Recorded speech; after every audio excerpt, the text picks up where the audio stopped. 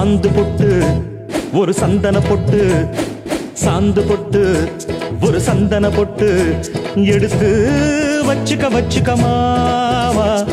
பூ முடிச்சு ஒரு சேலைய கட்டு, இனி நீ வெட்டிய கட்டிக்கலாமா. கம்பெடுத்தா சொல்லி அடிப்பேன், ஜல்லி காளையை போல் துள்ளி குதிப்பேன், ஒரு பம்பரமா சுத்தி அடிப்பேன்.